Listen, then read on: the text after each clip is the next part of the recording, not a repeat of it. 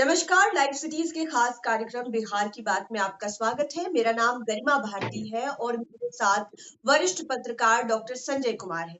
Sir, आपका live cities और बिहार की बात में बहुत-बहुत स्वागत है। जी नमस्कार। आज के बिहार की बात का जो विषय है वो गांवों से वसूले जाने वाले टैक्स के बारे में। आपको पता है कि अब ग्राम पंचायतों से भी टैक्स वसूले जाएंगे, लेकिन तरह-तरह की खबरें सरफेस हो रही है।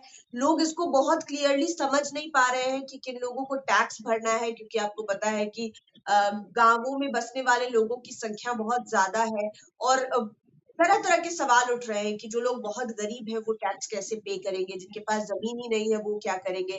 तो सर, मैं चाहती हूँ कि पहले आप इस एयर को, इस हवा को क्लियर करिए, बताइए कि असल में नियम क्या कह रहा है, किन्हें टैक्स भरना है, कौन इस टैक्स स्लैब से बचे हुए रहेंगे?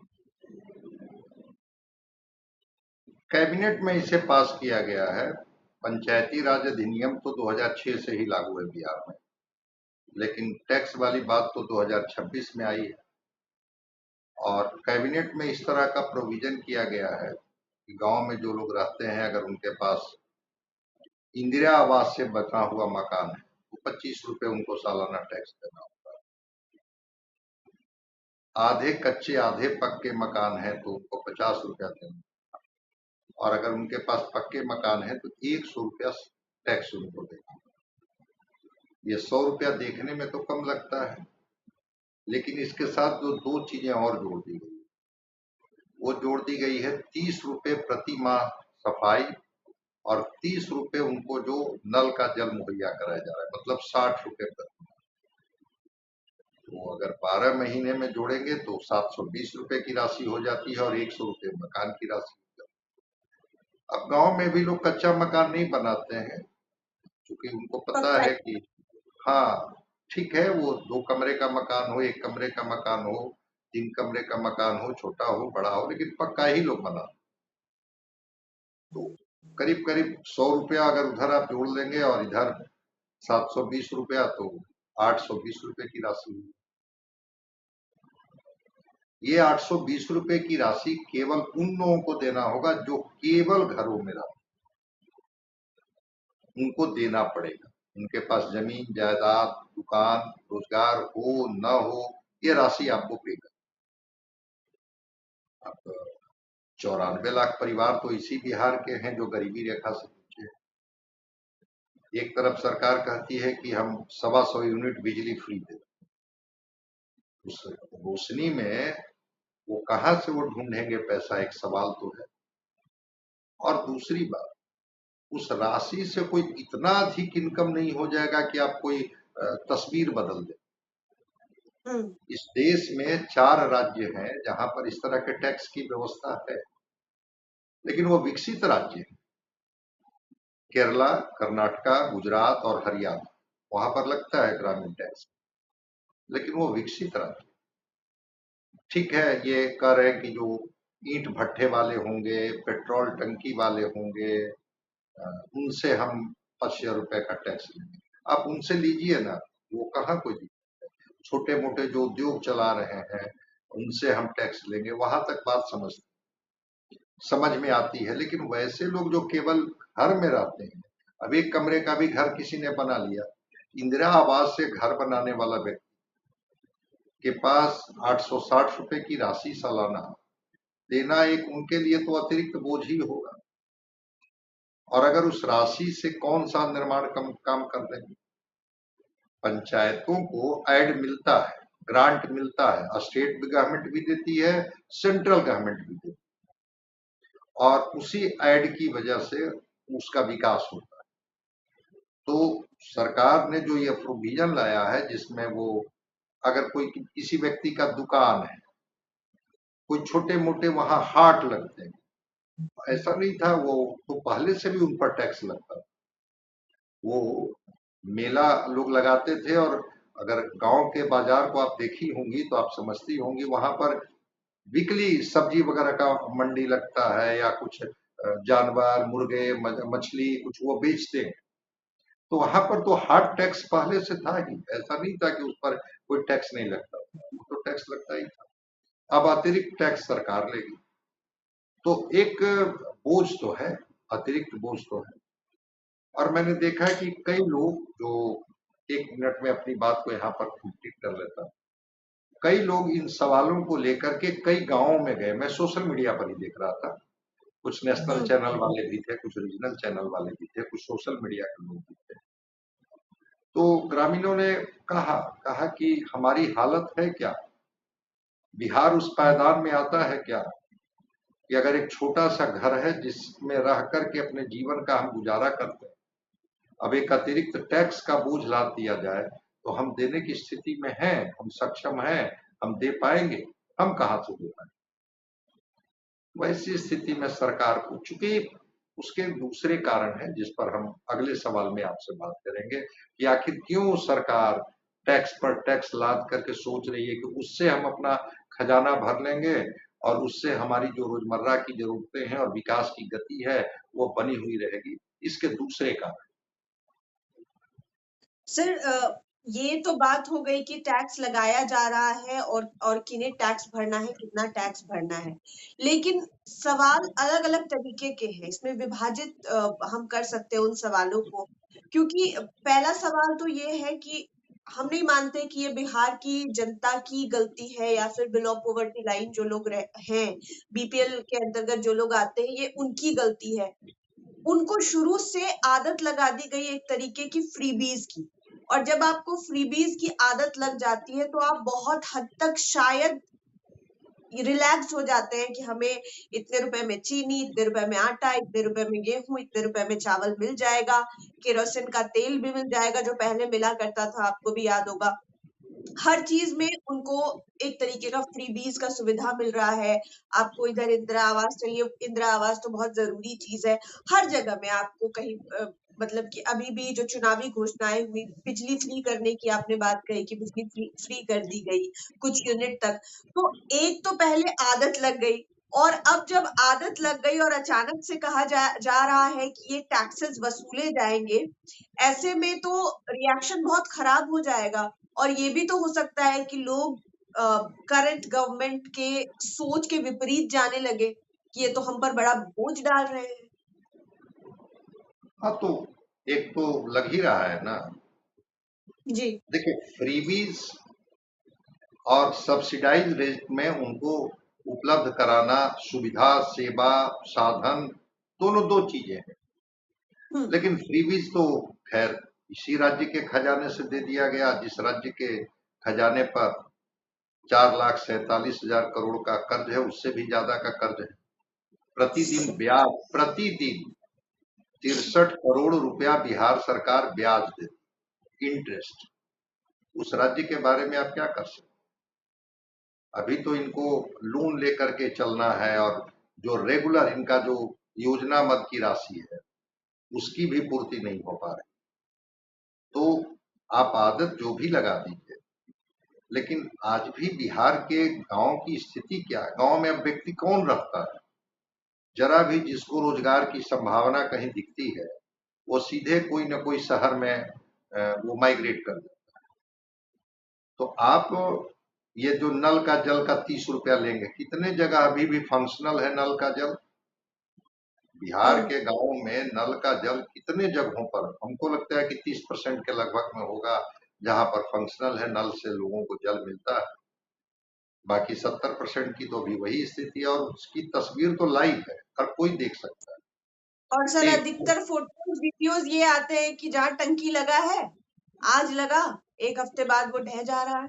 बहुत सारी हाँ, तस्वीरें बिल्कुल। शुरुआत में आपने भी देखी हो। हाँ, तो जिन सुविधाओं की बात आप कर रहे हैं वो सुविधाएं तो आप समझ सकते हैं। दूसरी तरफ आज भी गांव में इतने खेत खलिहान है कि वहां पर बहुत कचरा डंपिंग नहीं होता है शहरों की तरह। वो तो गांव अपने घर की सफाई करते हैं, अपने आंगन की सफाई खुद कर लेते हैं।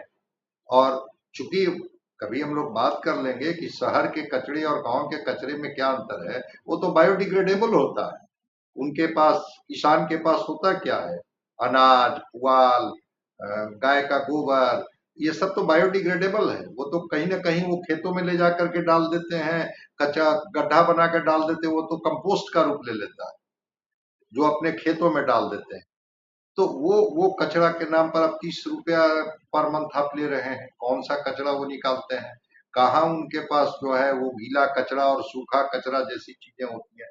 वो तो जो उपजाते हैं वही उपयोग करते हैं, और उसके जो कचरे होते हैं उससे वो कंपोस्ट बना लेते हैं और वो फिर अपने खेतों में डाल देते हैं।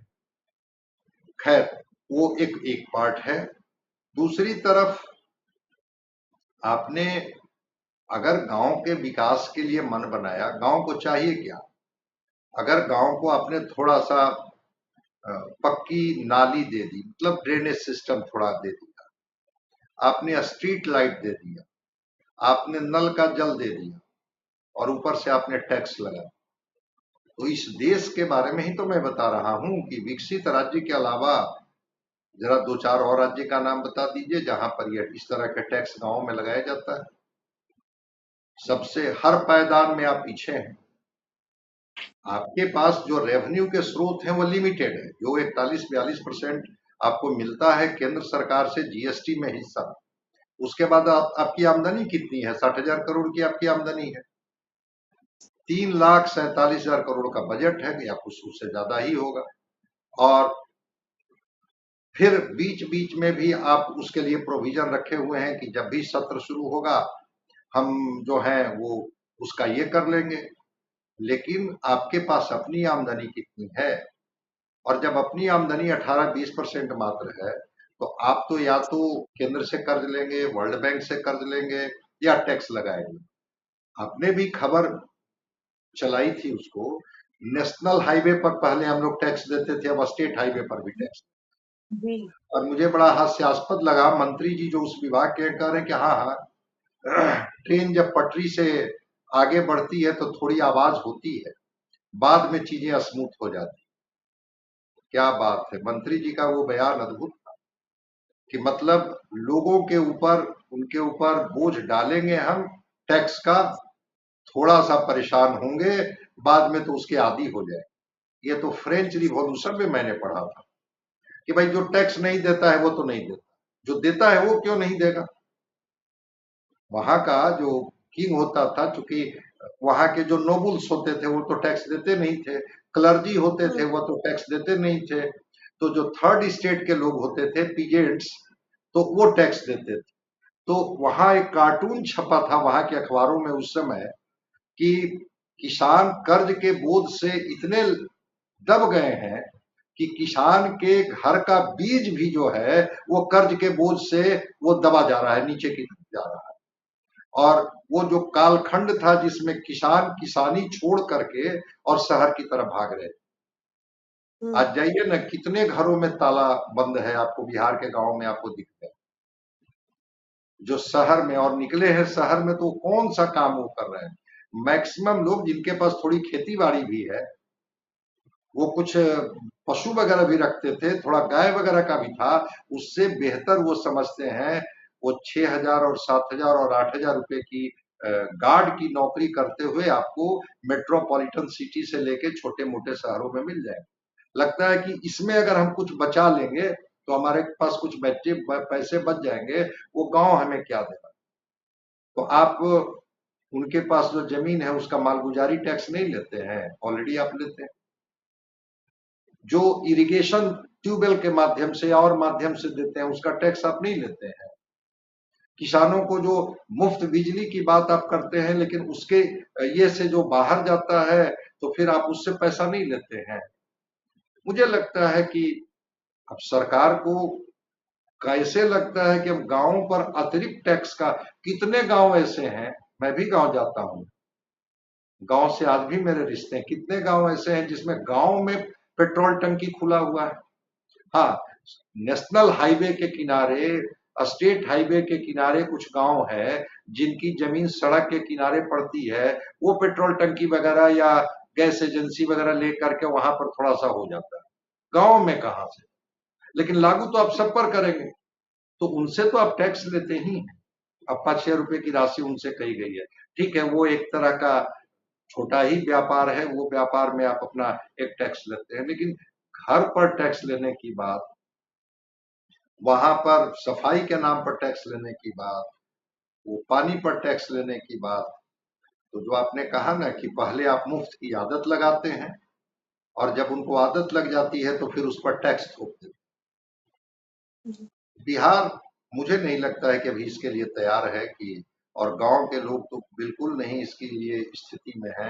वो जब अपने बच्चों की फीस दे देते हैं या बच्चे की पढ़ाई पूरी हो जाती है, तब वो बड़ा आत्मसंतोष महसूस करते हैं। उनके जीवन के लक्ष्य ही दो चार जगह पर जाकर रुक जाए, बेटी की शादी हो जाए, बच्चे की पढ़ाई हो जाए, बूढ़े माँ बाप की दवाई हो जाए और अपनी जिंदगी कट जाए। इससे ज्यादा वो कहाँ कुछ बहुत सोच पाते हैं, और उस पे भी एक टैक्स का बोझ ला देंगे, मुझे फिजिबल तो नहीं दिखता है। उसके और भी स्रोत हो सकते थे।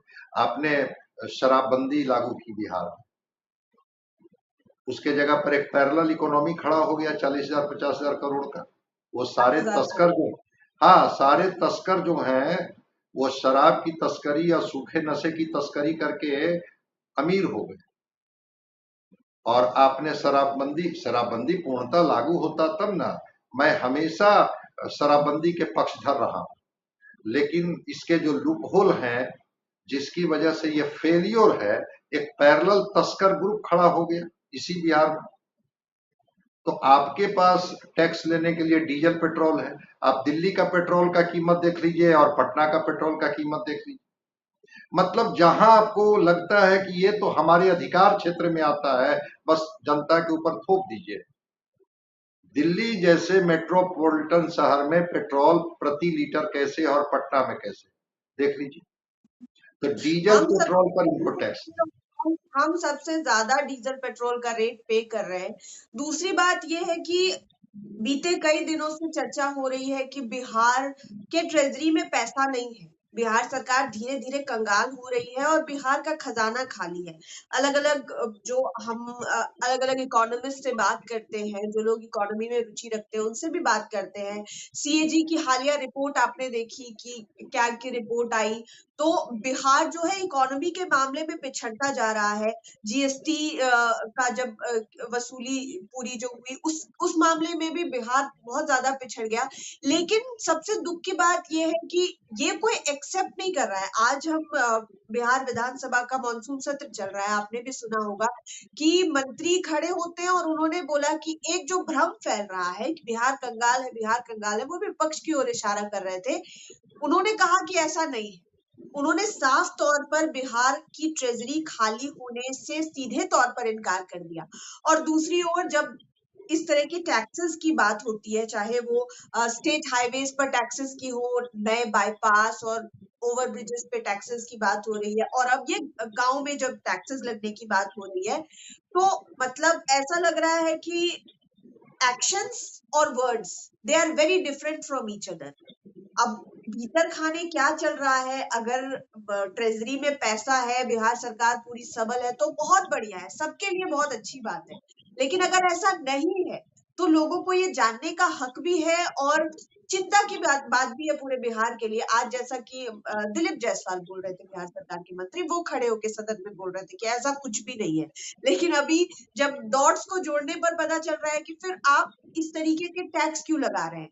और दूसरा सवाल ये खड़ा होता है कि क्या इन इन जगह टैक्सेस इम्पोज करने से इतना पैसा आ जाएगा कि आप भरपाई कर पाए या उससे नई चीजें कर पाए। क्योंकि आपने नंबर्स शुरू में गिनाए कि हर साल का कितना आएगा एक एक खर्च गांवों में और स्टेट हाईवेज में। देखिए, बहुत बेसिक इकोनॉमिक्स मैं बता रहा हूं, कभी हम लोग उस पर गंभीरता से बात कर लेंगे। आपकी आमदनी कितनी है, आपके खर्च कितने हैं। मैं कर्ज जी। को मानता हूं कि जो लोन है, कई राज्य ऐसे हैं जो इससे कई गुना ज्यादा लोन पर हैं, लेकिन वो विकसित राज्य है, उसका एक जी। अलग इकोनॉमिक्स है। लेकिन अगर आपके इनकम के स्रोत सीमित है और एक्सपेंडिचर आपका ज्यादा है, वैसी स्थिति में जो योजना मद की राशि होती है, गैर योजना मद की राशि होती है, इसको भी तो देखना होगा। डेवलपमेंट का काम बिहार में रुका हुआ है। ये जी, जितने लोग अभी काम किए हैं, मार्च एंड हुआ है, किन्हीं का वेतन भुगतान हुआ है क्या? किन्हीं का भी वो जो पैसा उनका बकाया है काम करने के बाद वो अभी तक भुगतान नहीं हुआ। सवाल वहां पर जाकर, ठीक है, कभी कभी सरकारें क्या करती हैं कि मार्च में अप्रैल में वो रोक देती, लेकिन जो वेतन और पेंशन के पैसे के लिए भी आपको किसी और मद से राशि लेनी पड़ रही है। हम लोगों ने बीच में इस पर बात भी की थी कि आखिर उस मद से जी। राशि लेने की क्यों जरूरत पड़ गई। वो जो आपदा एक के मद हाँ, आकस्मिक निधि के फंड से आप पैसा लेकर के आपने इसको ट्रांसफर किया। और तर्क क्या दिए विजेंद्र बाबू जो फाइनेंस मिनिस्टर हैं, उन्होंने तर्क दिया कि चूंकि अभी सत्र नहीं चल रहा है। हाँ, मैं भी समझता हूं कि अनुमति सत्र से ली जाती है, सत्र में ली जाती है, और उसके बाद ही उसकी वैधानिकता है कि आप उस पैसे को निकाल सकते हैं। तो आपके पास आकस्मिक निधि से पैसा ले सकते हैं बिल्कुल, लेकिन सत्र जब समाप्त हो जाएगा तो आप बता भी तो दीजिएगा कि आपके पास कितने पैसे हैं। हम विस्तार से आपको बता देंगे कि इस राज्य के पास अपनी आमदनी के स्रोत कितने सीमित हैं। केवल इनके पास जीएसटी, उस समय भी जिस समय जीएसटी लागू हो रहा था देश में, उस समय भी मैंने कहा था कि बिहार कंज्यूमर स्टेट है, बहुत इसको बेनिफिट नहीं होगा। बिहार में उस समय जो मंत्री थे सुशील मोदी फाइनेंस मिनिस्टर थे, उन्होंने भी यह सवाल उठाया था। केंद्र की सरकार ने आश्वासन दिया था कि नहीं, हम बिहार को अतिरिक्त सहायता देंगे। कितना जी, अतिरिक्त सहायता बिहार को मिला? अब तो जीएसटी के दायरे में चले आए। अब जो स्टेट प्रोडक्शन कर रहा है उसको जितना बेनिफिट होगा, जो स्टेट कंज्यूम कर रहा है उसको उतना कैसे बेनिफिट होगा? आप तो कंज्यूमर है, लेकिन कंज्यूम करने के लिए भी आपके पास पैसे होंगे तब तो आप खरीदारी करेंगे, तब तो आपको उसकी हिस्सेदारी मिलेगी। तो ये एक सवाल है। दूसरी बात, जो और स्रोत हैं जैसे सैटेलाइट टाउन की बात, अर्बेनाइजेशन की बात, वो सब मैं सहमत हूं कि अभी भी बिहार में अर्बेनाइजेशन 15% है। आप 35% अर्बेनाइजेशन करेंगे, आपके पास रेवेन्यू के स्रोत बढ़ेंगे। आप जी। टूरिज्म को डेवलप करेंगे, चूंकि आपके पास बुद्ध सर्किट है, जैन सर्किट है, रामायण सर्किट है, सूफी सर्किट है, आपका सिख सर्किट बन सकता है, चूंकि गुरु गोविंद साहब का जन्म यही हुआ था। अगर उसको डेवलप करके टूरिज्म से आप काफी पैसा बस, कई देश हैं विश्व में जो जिसकी अर्थव्यवस्था केवल टूरिज्म पर टिकी हुई। तो अगर आप उसको हाईवे, नेशनल एक्सप्रेसवे से आप उसको कनेक्ट करते हैं, हाई स्पीड ट्रेन चलाते हैं, सैटेलाइट टाउन डेवलप करते हैं, उससे आपके रेवेन्यू एयरपोर्ट अधिक, हाँ बिल्कुल, एयर हाँ, उससे आपके रेवेन्यू जनरेशन के माध्यम साधन बढ़ सकते हैं। इंडस्ट्रियलाइजेशन, एग्रो बेस्ड इंडस्ट्री की अब अद्भुत संभावना है बिहार में। आज भी बिल्कुल। बिहार में जो गंगा और सोन नदी है, उसमें जो मछलियां मिलती हैं, उसमें हाई क्वालिटी का प्रोटीन होता है। उसको लेकर के अगर सरकार कुछ योजना बनाए, बीच में केंद्र से थोड़ी योजना आई थी बजट में कि ऑर्गेनिक फार्मिंग की बात हुई थी कि नदियों के किनारे, आपको जान करके आश्चर्य होगा बिहार में 82-83 नदियां हैं, उसमें 22 नदियां पूर्णतः सूख गई है, उसमें अब एक बूंद पानी नहीं है। कुछ दिन के बाद पीढ़ी को बताना होगा यहाँ एक नदी थी, जैसे किताब में आप पढ़ते थे ना, ये पहले ऐसा था।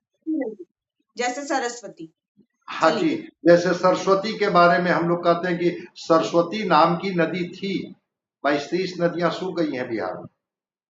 बाकी जो नदियां हैं जिस पर उसकी अर्थव्यवस्था है, नदियों की भी अर्थव्यवस्था है, उसके किनारे जो लोग रहते हैं उनका जीवन भी उस नदियों के माध्यम से, कोई नाव चला रहा है, कोई मछली का उत्पादन कर रहा है, कोई कुछ कर रहा है। आप उन चीजों पर अगर आप काम नहीं करेंगे, एक उदाहरण मैं बताता हूँ। अगर जी। एक पंचायत में 5 गांव है, एक हुँ, गांव में अगर 100 परिवार रहते हैं, 100 रुपया आप टैक्स वसूलेंगे। 100 परिवार अगर 100 रुपया देता है तो कितने पैसे हो जाए? 100 में 100 परिवार को 100 में गुना कर दीजिए, कितना हो जाएगा? जी। और अगर उसी तरह से 5 गांव को जोड़ दीजिए, सीधा मैथमेटिक्स का कैलकुलेशन है, वो 2-3-4 लाख रुपए से आप कौन सा विकास कर लेंगे? कितने किलोमीटर सड़क बना देंगे? कितनी नाली गली बन जाएगी आपकी? लेकिन जब आप इम्पोज करेंगे, शुरुआत आप करेंगे, तो शुरुआत तो आप 100 रुपए से करेंगे, फिर उसको बढ़ाना शुरू करेंगे। तो अब व्यक्ति कहाँ सब रहे, शहर में आप एक एक चीज पर टैक्स लेते हैं। एक दिन आप बता रही थी, हमको बहुत अच्छा लगा, आपने तो स्टोरी की है उस पर, वॉकिंग लाइफ। हम लोग जी। शहर का एक एक चीज पर टैक्स देते हैं, पटना का क्या वॉकिंग लाइफ है बताइए, जहां पर हम लोग फुटपाथ पर इस इत्मीनान से चल सके कि वहां हमें किसी भी तरह की शारीरिक क्षति नहीं हो, और हम उस फुटपाथ पर ठीक से चल चले। फुटपाथ पे सर दुकानें लगी रहती है, या फिर दुकानों अंदर जो दुकान है उनका सामान आधा लगा हुआ रहता है। उसके अलावा फुटपाथ से एक कदम नीचे उतरेंगे तो वहां गाड़ियां रहती है, और जहां पर गाड़ियां पार्क रहनी चाहिए पुलों के नीचे में, हाईवे के ब्रिजेस के नीचे में, वहां पर अलग दुकानें चल रही हैं। चलने के लिए तो कोई जगह नहीं है। खैर सर, अब मैं आना चाह रही थी, आपने कहा कि एग्रो बेस्ड इंडस्ट्री जो है बिहार के लिए एक अच्छा अवसर हो सकती है, लेकिन हमको लगता है कि एग्रो बेस्ड इंडस्ट्रीज जो है बिहार के लिए एकमात्र परफेक्ट ऑप्शन है, क्योंकि हमारे पास जिस हिसाब की चीजें हैं एग्रीकल्चर में, केला हमारे पास सबसे बेहतर, लीची हमारे पास सबसे बेहतर, मखाना हमारे पास सबसे बेहतर, नदियां हमारे पास है, रेहू, कतला, नैनी मछली जो पूरे ईस्टर्न इंडिया में खाई जाती है वो सबसे ज्यादा हमारे पास है।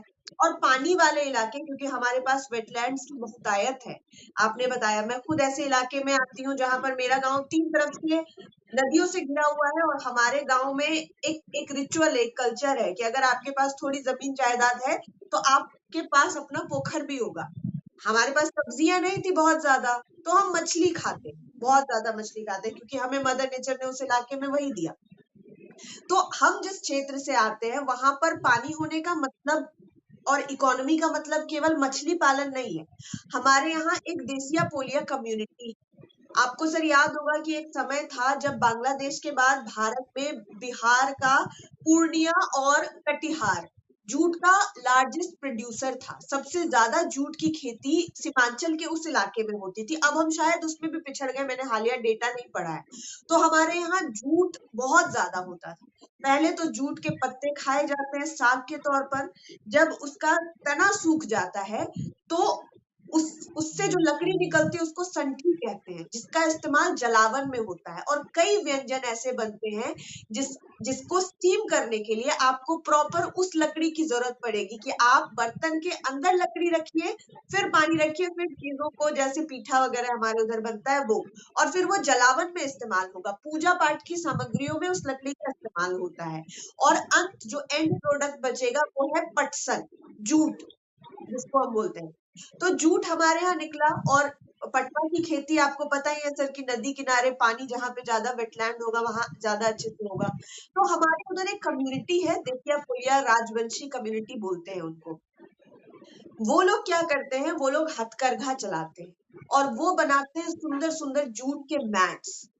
जब आप वो जो बैग्स देखते हैं जूट के, जो बिनाई की हुई रहती है, या फिर अच्छी चटाइयां देखते हैं, वो कम्युनिटी बनाती है। अचानक से जूट का प्रोडक्शन डिक्लाइन हो गया उस एरिया में, तो उनके हथकरघे बंद हो गए, क्योंकि उनके पास रॉ मटेरियल नहीं है। और जो एक दो जूट मिल्स थे हमारे एरिया में वो भी बंद हो गया, क्योंकि हमने एग्रीकल्चर पर उस तरीके से ध्यान नहीं दिया। दूसरी चीज थी कि हम पानी में जब मछली खाते हैं तो बहुत सारे एरियाज में आप सुनते होंगे कि घोंगा खाया जाता है, स्नेल्स। फ्रांस और इटली जैसे देशों में स्नेल एक बहुत इंपॉर्टेंट इंग्रेडिएंट है खाना खाने का, और बिहार में भी बहुत सारे लोग खाते हैं, क्योंकि ये मतलब कि मछली की तरह ही होता है। तो वो कम्युनिटी वो भी चुनती है, और वो घोंगा चुनने के दौरान उनको मोतियां मिलती है, और वो मोतियों का भी व्यापार करते हैं। और अभी आप अगर पढ़ रहे होंगे एग्रीकल्चर को तो आप देखेंगे कि सेंट्रल गवर्नमेंट काम कर रही है मोती पालन के ऊपर। आप अपने घरों में कैसे कुआं बनाकर मोती की हार्वेस्टिंग कर सकते हैं, जैसे हैदराबाद में हुआ करता था। तो सर इंडस्ट्रीज की एग्रीकल्चर में बिल्कुल कमी नहीं। आपको ऊपर ऊपर लगता है कि केला है हाजीपुर में, वहां से केला खरीदे और बेच दिए, ज्यादा से ज्यादा उस कच्चे केले का हम चिप्स बनाकर बेच सकते हैं। लेकिन सर केला सिल्क भी होता है। जो केले का पेड़ फल देना बंद कर देता है, उसके स्टेम से धागा निकाल कर खूबसूरत कपड़े बनाए जाते हैं। उस केले सिल्क से जो विंड शाइन होता है, ऑफिसों में जो पर्दे मोटे वाले लगे हुए रहते हैं, वो बनता है। तो कितनी सारी अपॉर्चुनिटीज है, कितनी सारी अपॉर्चुनिटीज है एग्रीकल्चर के क्षेत्र में। टैक्स ठीक है, आप आपकी मर्जी है, आपकी सरकार है, आपका राज्य है, आप जो कर सकते हैं, लेकिन इन अपॉर्चुनिटीज को एक्सप्लोर करने की बहुत ज्यादा जरूरत है। मैंने शायद आपने दो बहुत तीन ज्यादा बोल दिया, जी भरा दो हुआ था तीन मैंने। दो तीन बातें जी बड़ी अच्छी कही आपने। एक नेचुरल फाइबर की बात की कि वो जो जी पटसन की खेती होती थी तो उससे नेचुरल फाइबर निकलता था और वो इको फ्रेंडली है, वो बायोडिग्रेडेबल है। तो वो जी नेचुरल फाइबर की जगह पर हम लोग सिंथेटिक फाइबर्स का प्रयोग करते हैं। अभी तो पॉलीथीन पर बैग बंद हो गया है ना, वो तो सरकार ने बंद कर दिया है कि नहीं, वो अपने ही इस्तेमाल कर सकते हैं। कागजों पे समुद्र बंद हुआ है, कागजों जी पे। जी हाँ। और समुद्र तो प्लास्टिक से भर गया है, तो वो नेचुरल फाइबर जो आप पूर्णिया कटिहार के इलाके में जो बता रही है कि नदियों के किनारे, वो जो पश्चिम बंगाल का इलाके में बड़े पैमाने पर, बिहार के सीमांचल के इलाके में, और एक बड़ा बड़ा क्षेत्र बांग्लादेश में चला गया जहां बड़े पैमाने जी पर पटसन की खेती होती थी। वो नेचुरल फाइबर का एक हमारा स्रोत था, आज भी वो स्रोत है जिसको प्रोसेसिंग करके वर्ल्ड लेवल पर हम लोग उसको ये कर सकते हैं। स्नेल जो है इंग्रेडिएंट नहीं है। जिस घोंघे की बात आप करती हैं, हम लोग तो वेजिटेरियन आदमी है, लेकिन उस घोंघे में हाई क्वालिटी का प्रोटीन होता है। जी और जी जी खासकर और खास करके लोग उसका इस्तेमाल करते हैं फूड के रूप में। वो जो आपने कहा मोती बनाने की बात, वो नेचुरल और आर्टिफिशियल तरीके से वो जो शिप की खेती होती है, बड़े पैमाने पर हैदराबाद के इलाके में, साउथ में उसकी खेती होती है।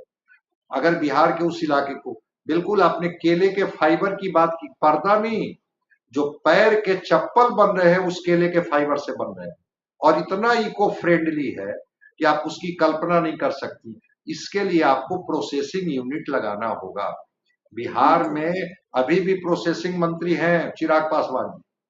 चाहे वो यहाँ का फ्रूट्स हो, यहाँ के वेजिटेबल्स हों, यहाँ के ग्रेन्स हों, चाहे यहाँ के जो और अन्य प्रोडक्ट्स हों जो आता है। अब हम लोग जो आपने कहा ना कि केले का चिप्स, केला आपके यहाँ होता है, उसका चिप्स तमिलनाडु में बनता है। आलू का चिप्स तमिलनाडु में बनता है, और उसके पैकेट हम लोग, उस आलू की कीमत 1 रुपये भी नहीं होगी, चिप्स के पैकेट में हम लोग उसको 10 रुपए में खरीदते हैं, लेज के नाम से कंपनी वो बना रही है। अगर अच्छा लगा आपके ये यहाँ कब।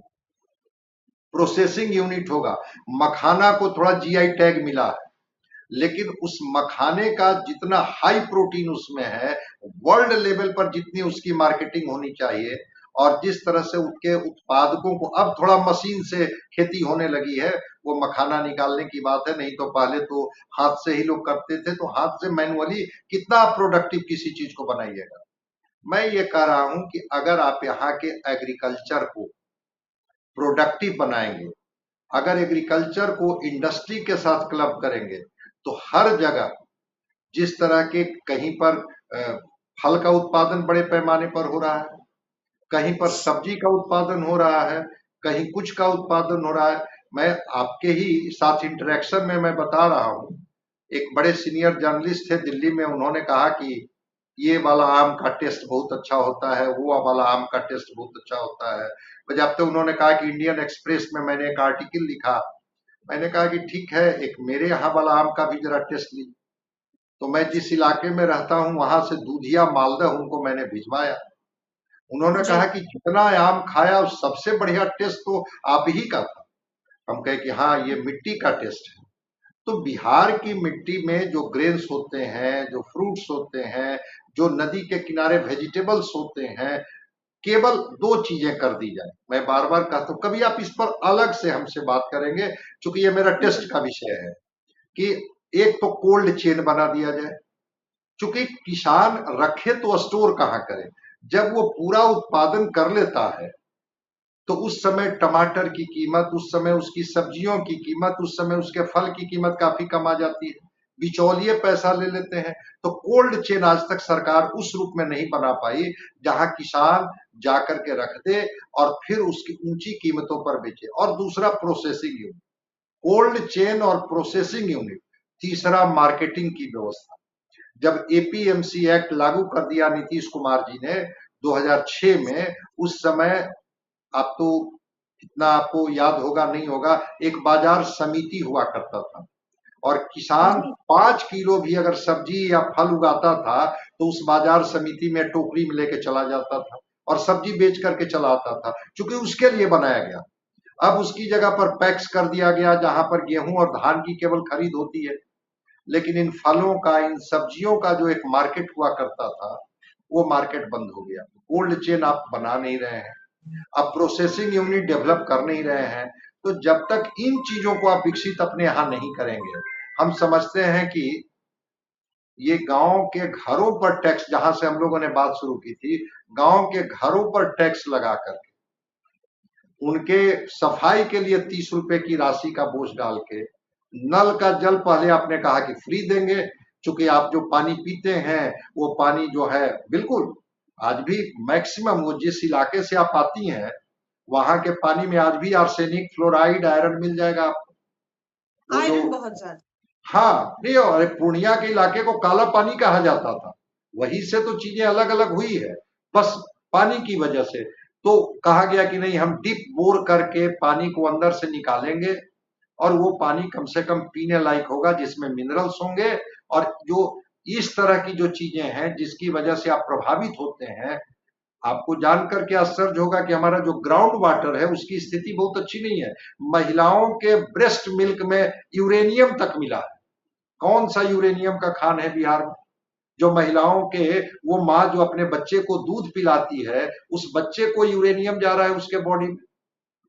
तो जो मूल चीज है बिहार की बेहतरी जहां से हो सकती है, क्योंकि हम लोग डिस्ट्रैक्ट नहीं कर रहे हैं, वहीं पर आ रहे हैं कि जहां संभावना बेहतर है, जहां से आप ज्यादा से ज्यादा टैक्स आप ले सकते हैं, वो है आपका एग्रो बेस्ड इंडस्ट्री, वो है आपका टूरिज्म इंडस्ट्री, वो आपका है अर्बेनाइजेशन, वो है आपका सैटेलाइट टाउन का डेवलपमेंट। इस पर आप काम कीजिए ना। गांव पर टैक्स लगा करके और उनके घरों पर टैक्स लगा करके और ये स्टेट हाईवे पर टैक्स लगा करके बिहार क्या उस स्थिति में है क्या? अगर नहीं है सर, तो कैसे भी संभव है? कंक्लूड कर सकते हैं कि हमने इतनी लंबी चौड़ी बात की एग्रो बेस्ड इंडस्ट्री को लेकर।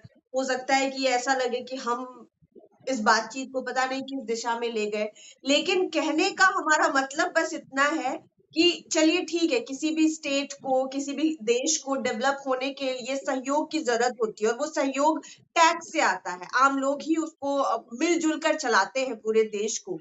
आपको टैक्स वसूलना है, आप वसूलिए, लेकिन गांवों में जितनी पॉसिबिलिटी है, खास करके बिहार के गांवों में, और वो भी एग्रीकल्चर के क्षेत्र में, चाहे वो मिट्टी से उपजने वाली चीज हो या फिर पानी से उपजने वाली चीज हो, आप इन मामलों में गांव के लोगों को इतना स्ट्रांग और इतना सबल बना दीजिए कि वो स्व इच्छा से टैक्स पे करें, वो चाहकर टैक्स पे करें कि हम अब, मतलब हमारे ऊपर छोड़ दीजिए कि हम अपने पैसे से अपने गांव को, अपने राज्य को चला लेंगे। तब शायद ये थोड़ा सा बराबरी वाला मामला हो जाएगा। अभी पता नहीं क्या होने वाला है। और सबसे बड़ा सवाल जो बार बार दिमाग में घूम रहा है कि जितना जितना टैक्स आएगा उसमें से हो क्या पाएगा? किसी एक विभाग की शायद सैलरी भी नहीं निकल पाएगी। नहीं, संभव ही नहीं है, संभव ही नहीं है, बहुत उसका अमाउंट कम है। लेकिन अगर आप उनके ऊपर टैक्स का अतिरिक्त बोझ डालेंगे, गांव को प्रमोट कीजिए ना, ऑर्गेनिक फार्मिंग के लिए प्रमोट कीजिए। वर्ल्ड में डिमांड इसका हो रहा है। ऑर्गेनिक फार्मिंग आप करने के लिए लोगों को प्रमोट कीजिए। जो आप बता रही थी पोखर, वो पोखर तो समझिए कि वो पूरे गांव का एक तरह से वो जो वाटर लेवल को मेंटेन करने वाली चीज होती थी, वो मछली का ही स्रोत केवल नहीं था, उसमें सिंघाड़े जैसे चीज, जो पानी फल जिसको हम लोग कहते हैं, वही नहीं होता था, मखाने की खेती नहीं होती थी, बल्कि गांव का वाटर लेवल को भी वो मेंटेन करता था, वो जो पोखर होता था। तो आप अर्थव्यवस्था को अगर गांव को जोड़ेंगे, उसमें थोड़ा उनको आर्थिक सहयोग करेंगे और फिर उससे जो उनको बेनिफिट होगा, उसमें अगर सरकार थोड़ा टैक्स भी ले लेगी। मैं अंतिम में यही कहूंगा, देखिए, जनता से टैक्स वैसा लिया जाना चाहिए जैसे सूरज प्रकृति से टैक्स लेती है। सूरज क्या करती है? जो हमारे नदी हैं, नाले हैं, समुद्र है, उससे थोड़ा टैक्स ले लेती है और उस टैक्स को लेकर के बादल बनाती है और फिर बारिश के रूप में आपको दे देती है। पता चलता है हम लोगों को कि सूरज ने कब टैक्स ले लिया। लेकिन अगर आप ऐसा टैक्स लेंगे जिसमें जनता हिल जाएगी, जनता को लगेगा कि अरे ये भी अतिरिक्त बोझ मेरे ऊपर, अब तो हम शहर में भी नहीं है, गांव में है, गांव में भी हमें देना होगा, जहां मेरी कई पीढ़ियां रही और हमें गांव में तो टैक्स नहीं देना पड़ता था। तो वैसी स्थिति में गांव को पहले विकसित कीजिए, उनके लोगों को इनोवेटिव बनाइए, उनको ट्रेडिशनल फार्मिंग, वो धान चावल मक्का की खेती से बाहर निकालिए। आज भी आप देखिए ना, पटना महावीर मंदिर पर सुबह सुबह जाइए, वो जितने फूल वहां आपको दिखाई पड़ते हैं ना, वो सब पंजाब से बंगाल फूल आते हैं, बंगाल से, बंगाल पंजाब से। हाँ, जी। आज भी बिहार में जितना मछली की खपत है, आप इंपोर्ट करते हैं बंगाल से और आंध्र प्रदेश से। वो बाजार में आपको आंध्र प्रदेश और पश्चिम बंगाल की मछलियां आपको मिलती है। अपना प्रोडक्शन बढ़ाइए, कोल्ड चेन को डेवलप कीजिए, एग्रो वेस्ट इंडस्ट्री को प्रमोट कीजिए, प्रोसेसिंग यूनिट डालिए, इनोवेशन में ले जाइए यहाँ के लोगों को। और फिर बिहार के लोग जब बिहार में अपनी बेहतरी करेंगे तो आप उनसे थोड़ा टैक्स भी ले लेंगे, तो क्या दिक्कत है। वो न करके अगर इस तरह की चीजों को आप करेंगे, जनता के सामने विकल्प क्या है, सरकार जब चाहेगी जैसे चाहेगी, जब आप उनको फ्री भी दे दीजिए और जब चाहिए दूसरे तरफ तरीके से उनसे टैक्स वसूल लीजिए। इससे जनता का कोई बहुत भला नहीं होने वाला है। भला तब होगा जब उनकी बेहतरी करने के बाद आप उनसे थोड़ा टैक्स लीजिए, जिससे राज्य का भी भला हो, राज्य का भी बेहतरी की दिशा में आगे एक कदम आगे बढ़े, उससे अच्छा होने वाला है। सर, अलग-अलग जगहों से फिलहाल इसको लेकर के रिएक्शंस तो काफ़ी मिक्स्ड तरीके के आ रहे हैं। देखना होगा कि जब ये सच में शुरू हो जाता है, लागू हो जाता है पूरे तरीके से, तब तब गाँव के लोगों का, ग्रामीण इलाकों के लोगों का क्या रिएक्शन होता है। तब तक हमारा और आपका काम है कि हम सरकार के सामने उन तमाम संभावनाओं को रखें, जैसे कि हमने आज रखने की कोशिश की है, जिससे बिहार का और बिहार के ग्रामीण इलाकों में बसने वाले लोगों का भला हो सके और पूरे राज्य की जो इकोनॉमिकल स्थिति है वो सुधर सके। बहुत-बहुत शुक्रिया सर आपका हमारे साथ जुड़ने के लिए।